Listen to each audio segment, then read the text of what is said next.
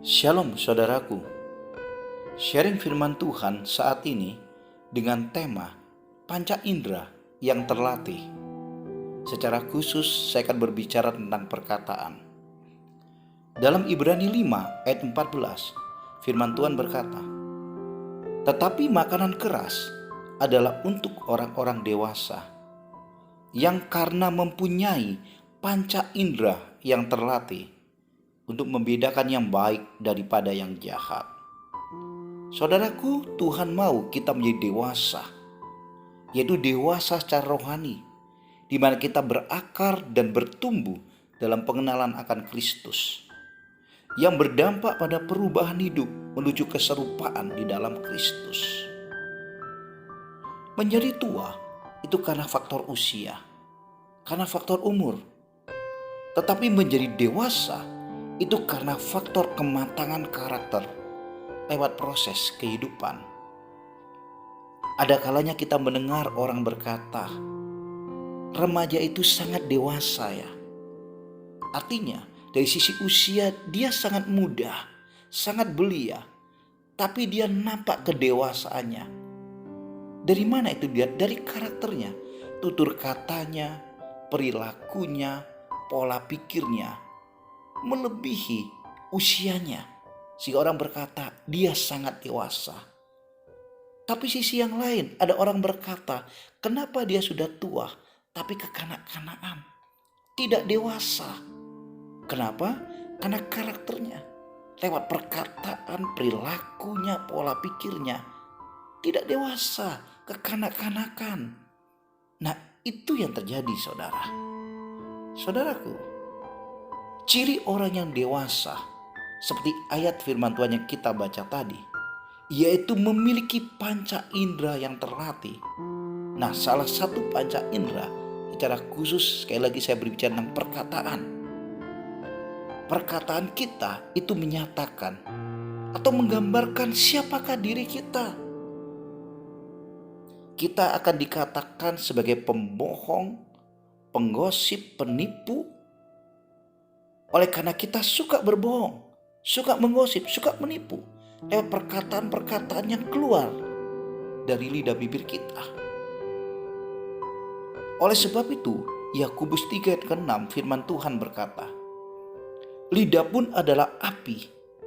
Ia merupakan suatu dunia kejahatan dan mengambil tempat di antara anggota-anggota tubuh kita sebagai sesuatu yang dapat menodai seluruh tubuh dan menyalakan roda kehidupan kita. Sedang ia sendiri dinyalakan oleh api neraka. Perhatikan ayat ini. Dikatakan perkataan kita bisa menodai seluruh tubuh. Bahkan dikatakan menyalakan roda kehidupan pada saat kita tidak bisa mengontrol perkataan kita. Pada saat kita tidak bisa menyeleksi ucapan-ucapan yang keluar lewat lidah bibir kita. Roda kehidupan kita mau bawa kemana? Tergantung juga lewat ucapan yang keluar lewat lidah bibir kita. Dalam 1 Petrus 3 ayat yang ke-10 firman Tuhan berkata, siapa yang mau mencintai hidup dan mau melihat hari-hari baik, ia harus menjaga lidahnya terhadap yang jahat dan bibirnya terhadap ucapan-ucapan yang menipu. Saudara, saya percaya kita semua mencintai hidup kita. Hidup kita memang adalah anugerah yang datangnya dari Tuhan. Tapi kita rindu kehidupan yang kita jalani juga, itu kehidupannya diberkati oleh Tuhan. Dan kalau kita mau melihat hari-hari yang baik, ayo kita jaga lidah kita jaga perkataan kita kontrol perkataan kita. Maka disitulah kita akan bisa menikmati kehidupan yang bersama dengan Tuhan. Saudaraku, kita akan melihat ada 4 hal penting tentang perkataan. Yang pertama, perkataan kita menentukan kualitas ibadah kita. Yakobus 1 ayat 26 firman Tuhan berkata, jikalau ada seseorang menganggap dirinya beribadah tetapi tidak mengekang lidahnya, ia menipu dirinya sendiri. Maka sia-sialah ibadahnya. Kalau kita mengklaim diri kita orang yang cinta Tuhan, orang yang beribadah kepada Tuhan, orang yang taat setia, saudara, kita juga akan wujudkan lewat apa saudara? Kita bisa mengekang perkataan kita, bisa mengontrol, mengendalikan, bahkan bisa juga mengucapkan kata-kata kita itu betul kata-kata yang sesuai dengan kebenaran firman Allah. Tapi kalau kita sembrono, ucapan kita tidak bisa kita kontrol, ucapan kita sia-sia. Firman Tuhan berkata kita menipu diri kita sendiri, sia-sia ibadah kita. Oleh sebab itu mari kita jaga perkataan kita. Yang kedua, perkataan kita menentukan kualitas kedewasaan kita.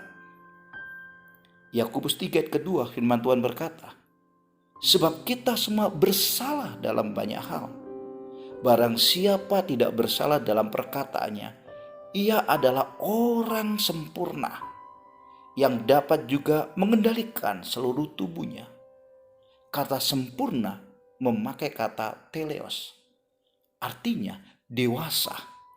Semakin kita dewasa, maka perkataan kita itu semakin baik. Perkataan kita membangun, perkataan sesuai dengan firman, bukan kata-kata yang sia-sia, bukan kata-kata yang hambar, yang kosong. Itu menunjukkan kedewasaan kita di dalam Kristus. Nah, oleh sebab itu saudara yang kasih oleh Tuhan, perhatikan perkataan kita hari-hari ini. Yang ketiga, perkataan kita juga menentukan jawaban doa. Saya percaya di tengah masa yang sukar hari-hari ini, kekuatan kita datang dari Tuhan. Firman Tuhan berkata seperti ini dalam Yakobus 4 ayat 2 dan ketiga. Kamu mengingini sesuatu tetapi kamu tidak memperolehnya. Lalu kamu membunuh, kamu iri hati tetapi kamu tidak mencapai tujuanmu. Lalu kamu bertengkar dan kamu berkelahi. Kamu tidak memperoleh apa-apa karena kamu tidak berdoa. Kita banyak kehilangan, kita banyak tidak mendapatkan sesuatu. Kita tidak juga berjumpa dengan mujizat. Kenapa? Karena kita tidak berdoa.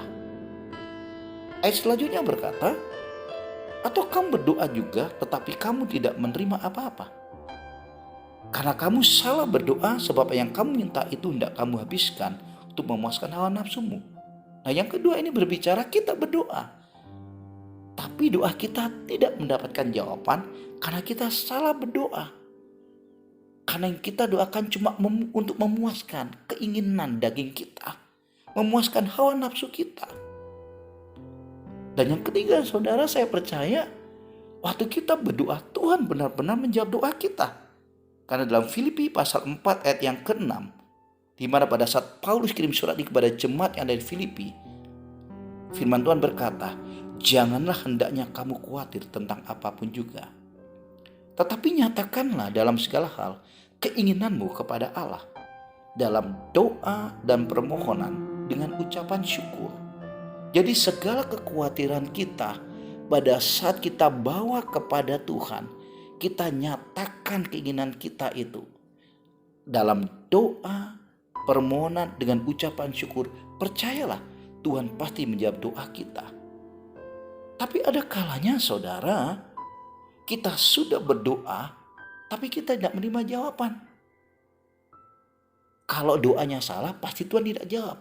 Doanya sudah benar, tapi pada saat kita keluar dari ruangan doa kita, di dalam penantian akan jawaban yang datangnya dari Tuhan, kita batalkan doa-doa kita lewat ucapan-ucapan kita juga. Satu hari kita tunggu, kita belum mendapat jawaban. 1 minggu kita belum mendapat jawaban. 1 bulan kita belum mendapat jawaban. Lalu tiba-tiba kita sering berkata, memang Tuhan tidak menjawab doaku. Ya, memang Tuhan tidak mendengar doaku. Untuk apa saya berdoa? Padahal sebelumnya kita sudah berdoa, kita berseru, menangis di hadapan Tuhan. Tapi kita batalkan lewat ucapan-ucapan tadi. Oleh sebab itu saudara, perhatikan omongan kita, perhatikan perkataan kita. Jangan batalkan doa-doa kita lewat ucapan-ucapan yang kita tidak bisa kontrol lewat diri kita. Yang keempat saudara, perkataan kita menentukan kehidupan kita. Amsal 18 ayat 21. Firman Tuhan berkata, hidup dan mati dikuasai lidah. Siapa suka menggemakannya akan memakan buahnya. Hidup dan mati, berkat dan kutuk, keberhasilan dan kegagalan, itu akan terjadi dalam kehidupan saudara dan saya. Siapa suka menggemakannya, siapa suka mengucapkannya, kita akan memakan buahnya. Artinya apa? Perkataan kita itu seperti benih, saudara. Seorang petani dia tabur benih, tidak seketika dia langsung bisa menikmati hasilnya. Tidak seketika dia akan memanen dari benih yang baru dia tabur. Tapi dengan berjalannya waktu, benih itu bertumbuh. Dan tiba waktunya dia menghasilkan buah. Dan buah itu bisa dipanen oleh sang petani tersebut. Oleh sebab itu saudara, apa yang kita ucapkan hari-hari ini, apa yang keluar lewat perkataan kita, itu adalah benih. Dan kita akan menuainya. Oleh sebab itu saudara yang kasih oleh Tuhan, ayo hari-hari ini perhatikan perkataan kita. Semakin kita dewasa, maka kita bisa mengontrol perkataan kita. Di dalam Amsal 25 ayat 11 firman Tuhan berkata, perkataan yang diucapkan tepat pada waktunya adalah seperti buah apel emas di pinggan perak. Betapa dahsyatnya perkataan kita, betapa luar biasanya. Dan lewat apa yang kita ucapkan itu akan terjadi dalam kehidupan kita dan menunjukkan kedewasaan kita di dalam Kristus. Tuhan berkati. Shalom.